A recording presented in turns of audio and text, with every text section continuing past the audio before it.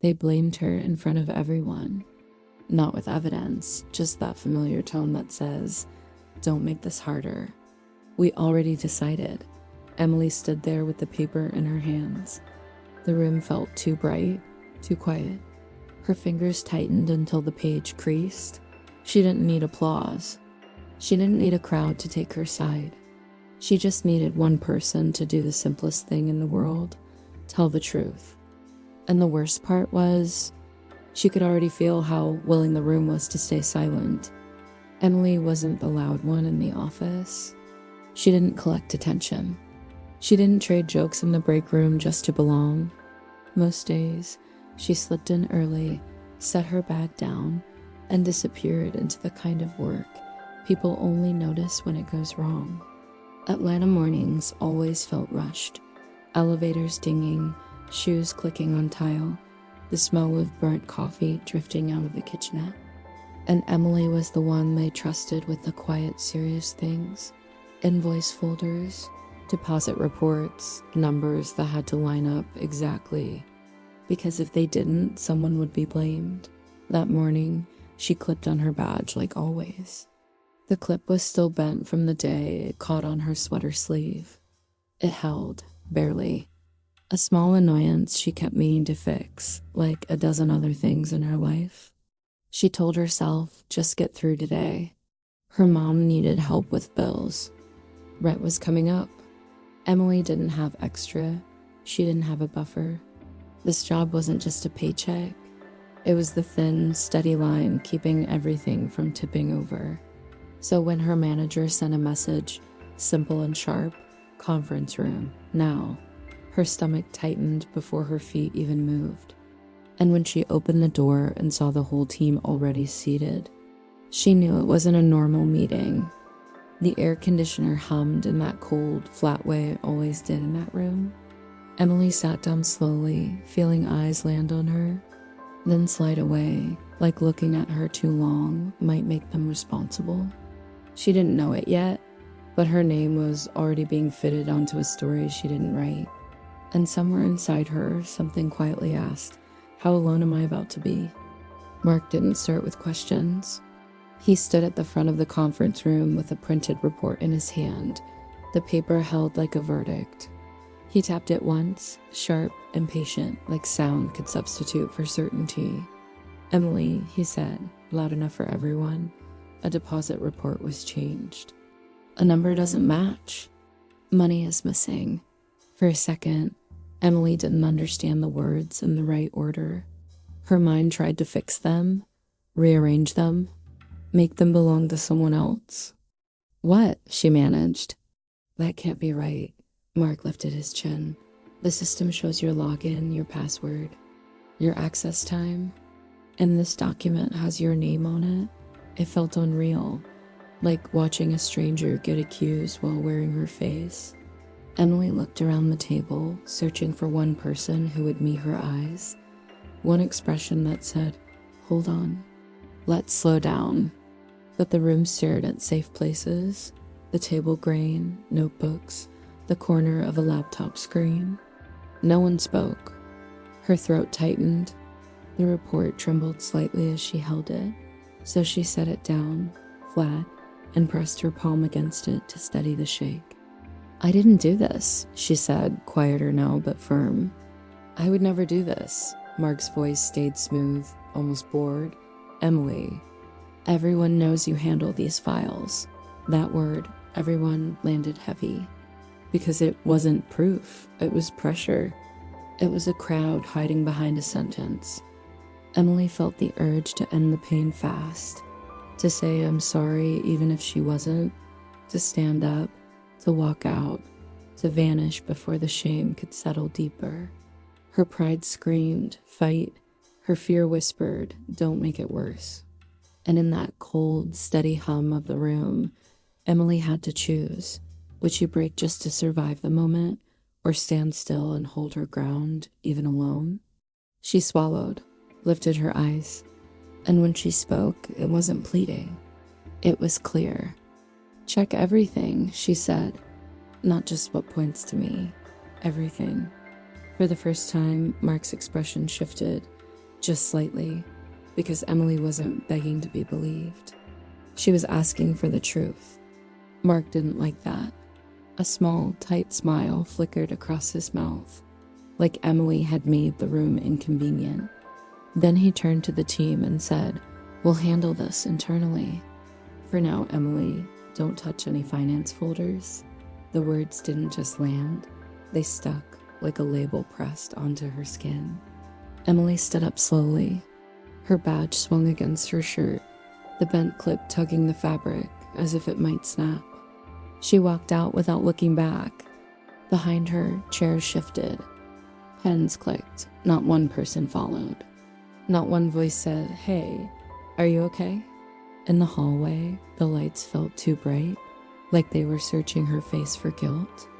Emily kept her expression neutral, even as her chest folded inward, tight and small. At her desk, she opened her email. The messages were already there, short, careful, almost polite. "Do you know what's going on? Are you in trouble?" "I hope this isn't true." She didn't answer. Instead, she did the only thing she could do without permission. She opened her own notes, her calendar, the saved copies of past reports. She started building a timeline quietly, the way she did everything, but the proof looked clean. A system record with her username, a timestamp beside her name, a file tagged with her initials. Her stomach dropped, then her phone buzzed. A text from her mom. "Rent is due in a few days. Are we okay?" Emily stared at the screen until her eyes prickled. Not because she didn't know what to say, but because she didn't know what would happen if she couldn't fix this. Heat rose behind her ribs, anger sharp and fast. Not only at Mark, at the room. At the people who had looked away like silence was a safe place to hide. And then her eyes snagged on something small, something nobody else would care about. The timestamp. 6:12 a.m. Emily froze. At 6:12 a.m., she had been in traffic on I-75, both hands on the wheel, her phone on speaker. She could picture the brake lights. She could hear the song that had been playing. She could name the exit she passed when her mom answered. The story they were pushing was perfect, but perfection has a weakness. Because real life leaves fingerprints. Emily leaned closer to the screen, pulse steadying into something colder. The truth wasn't gone. It was buried under a neat little lie. And Emily was done being quiet, because now she had one solid thing to stand on, and she wasn't going to let it go. Emily went to the restroom and locked herself into the last stall. The office noise softened behind the door, but the shame didn't. It stayed loud, right under her skin. Her breathing came shallow. Her stomach rolled like she'd missed a step on the stairs. She looked down at her hands and realized they weren't shaking as much now. They were cold.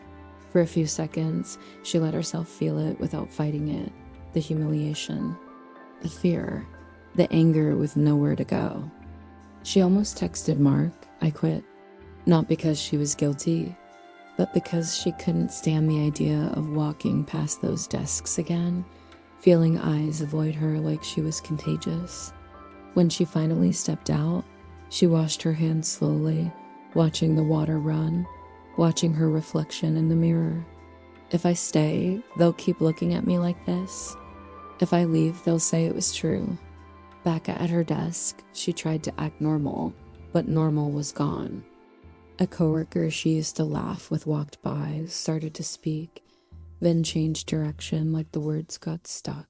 Someone else whispered, "That's her," like Emily wasn't sitting 5 feet away. The air felt thin. The room felt smaller.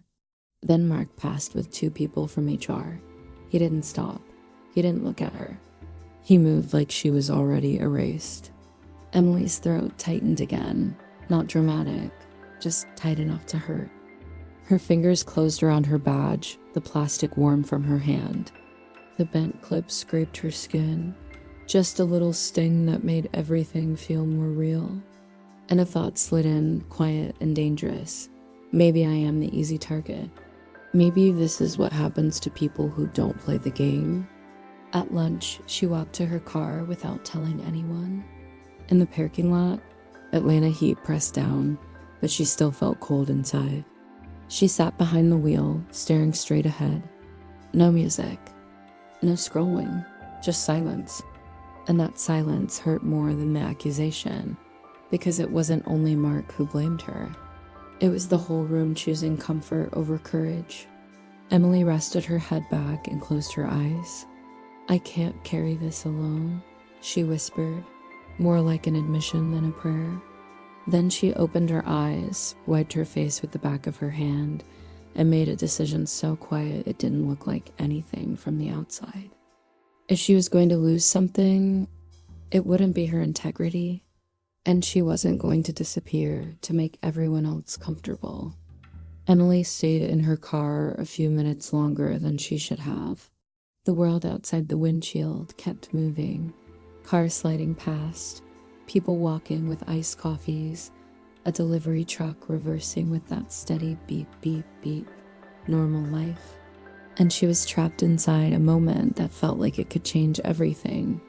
She rolled the badge between her fingers, thumb rubbing the bent clip, a small stubborn piece of plastic, but it reminded her of who she'd been before the meeting. The person who showed up, did the work, didn't take what wasn't hers. She breathed in slowly, then out. Okay, she told herself. No drama, no speeches, just facts. She pulled out her phone and opened her call history. There it was. 6:11 a.m., Mom. And the system said the report was changed at 6:12 a.m.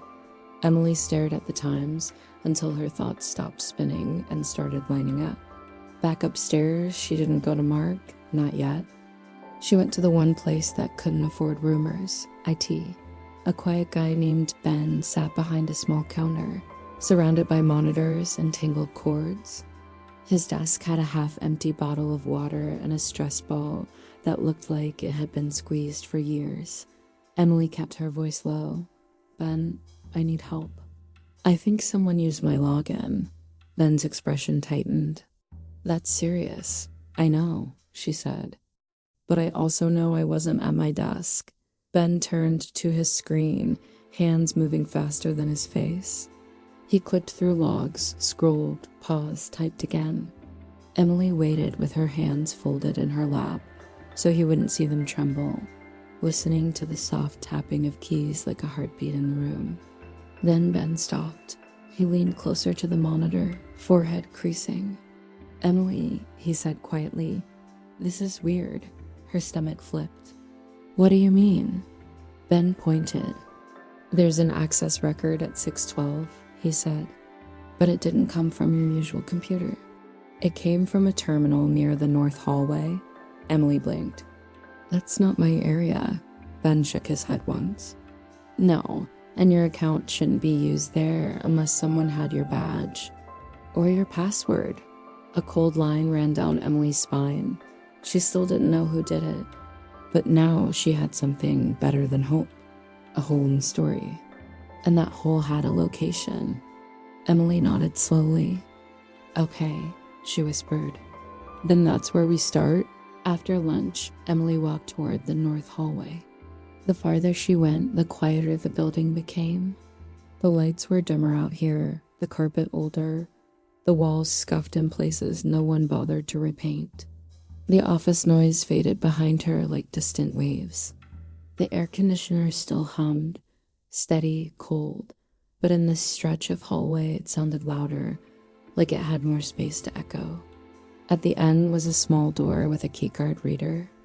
Beyond it, a copy room, a spare terminal, and a camera tucked in the corner of the ceiling, half covered by a dust-softened plastic dome.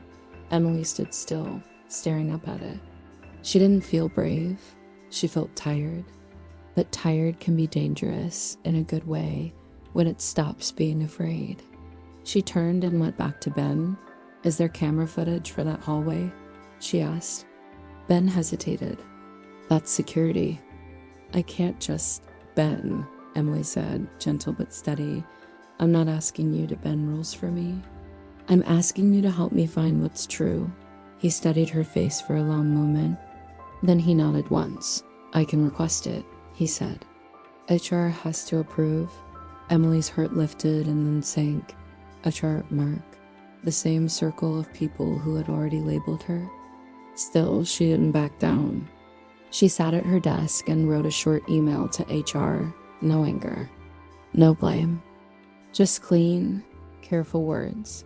I am formally requesting a review of access logs and hallway camera footage related to the 6:12 a.m. terminal use near the north hallway. She read it twice, checked the time, checked the wording, then she hit send. Her finger hovered a second afterward, like pressing that button made everything real again. A few minutes later, Mark appeared beside her desk. He smiled, but it didn't reach his eyes. Emily, he said softly, I heard you're stirring things up. Emily stood. She kept her hands still at her sides, even though her pulse wanted to climb. The badge on her shirt caught the light when she moved. I'm not stirring anything, she said. I'm asking for proof. Mark leaned in slightly, voice calm. You should be careful. Sometimes digging makes people look more guilty. Emily felt her stomach tighten, but she didn't step back. She met his gaze, then let the facts speak. For a flicker of a moment, something hard crossed Mark's face. Then it was gone, replaced by that smooth expression again. He walked away. Emily watched him go, and something settled inside her. Not anger, not fear. Resolve, because someone had worn her name like a mask. And now she was pulling it off, slowly, carefully, one fact at a time. What Emily didn't know yet was this. The next room would finally get loud without anyone raising their voice. 2 days later, HR scheduled another meeting. Same conference room. Same bright lights that made everyone look a little tired. Same cold hum from the air conditioner, steady as a metronome. Emily stood outside the door for a moment, her fingers resting on her badge. The clip was still bent, still stubborn. She thought about how easy it would be to walk away, how tempting it would be to let them keep their comfort and carry her pain somewhere else. But she didn't. Inside, the team sat in the same seats, arranged like nothing had happened. Mark stood near the screen again, arms crossed, posture confident. HR was there too, Corinne, calm and careful, holding a folder like it weighed more than paper. Corinne began without drama. We reviewed the system logs and the security footage related to the report change. Emily's heart thudded once, heavy. Mark's face stayed composed, almost relaxed. Karen clicked a button. On the screen, 6:12 a.m. Then the camera view appeared, grainy, quiet, unarguable. A person moved into the north hallway. A badge flashed at the door. A hand reached for the terminal with quick practice motion. The person wore a cap pulled low, but the posture was familiar in a way Emily didn't like. Karen paused the video and brought up the badge scan record. This keycard belongs to Emily, Karen said evenly. But this is not Emily. Emily swallowed, throat dry. The footage continued. The person stepped into the copy room, logged in, and typed fast. Not careful, not calm, fast like they knew time was tight. Then, for half a second, the person lifted their face toward the camera. And half a second was enough. Because the image sharpened, clear, real. Mark's jaw tightened. A heavy silence dropped over the room, thicker than the accusation had been. Emily didn't feel relief yet. She felt the strange ache of watching the truth arrive and realizing it doesn't come gentle. Karen turned her head slowly toward Mark. Mark, can you explain why you were in the north hallway at 6:12 a.m. using Emily's access? Mark's mouth opened, then closed. He tried to laugh, but it sounded hollow. This is ridiculous. Karen didn't blink. The video is time-stamped. The access log matches the terminal. And we also found an email forwarded from Emily's account that morning, sent to your address. the same file attached. Emily's stomach turned, so it wasn't a misunderstanding. It was a plan. Mark looked around the table, searching for someone, anyone, to speak for him. But no one moved. No one met his eyes. And only then did Emily understand the shape of the room. The same silence that had swallowed her was now swallowing him. Emily stepped forward. Not loud, not shaking. Just steady. I didn't need anyone to like me, she said. I needed the truth to be treated like it mattered. Farron closed her folder. Mark, you are suspended effective immediately. Security will escort you out. Mark's face drained pale. As he walked toward the door, the same team who had avoided Emily's eyes watched him leave. Emily's name was clean. But she didn't feel like cheering, because the truth didn't only expose him. It exposed everyone who chose comfort while she stood alone. Mark was gone, but the room didn't suddenly feel warm. After the meeting, people approached Emily in small, awkward waves, like they were testing how close they were allowed to get. I'm sorry, one person said, eyes fixed on the carpet. I didn't know what to do, another whispered, hands shoved in their pockets. A few tried to explain it away. I didn't want to lose my job. Emily nodded because she understood fear, but understanding didn't erase the ache. That was the cost nobody put on the report. Not the accusation, not even the meeting, the silence. Later, Emily sat at her desk while the office buzzed around her like nothing had happened. Printers whirring, phones ringing, someone laughing too loudly near the break room. The air conditioner still hummed. She looked down at her badge, at the bent clip, and for the first time in days, her hands were completely still. And she realized something simple, something that surprised her. Being cleared didn't automatically make her feel safe. So she made a quiet decision. She would not become hard. She would not become cruel, but she would become wise. The next morning, she did one small thing that felt bigger than it looked. She asked IT to reset her credentials, requested a new badge, and suggested a policy change for shared terminals. No exceptions, no shortcuts, not revenge, just protection. For her and for the next person. 3 lessons, short, named, memorable. Lesson 1. Silence is a choice. When people say nothing, they're still choosing something, even if it's just the easier side of the room. Lesson 2. Truth has weight. A lie can sound smooth, but truth has timestamps, receipts, and the patience to wait for daylight. Lesson 3. Integrity isn't a mood. It's what you do when disappearing would be simpler and staying would cost you your comfort. Emily clicked her new badge on and took a slow breath. Not to prove anything, just to stay herself. Because she learned the hardest part wasn't being accused. It was staying kind without becoming weak. And if you've ever been judged by a lie, if you've ever watched people look away while you were hurting, maybe this is a gentle reminder. Sometimes courage isn't a speech. Sometimes it's showing up tomorrow and asking for the log again.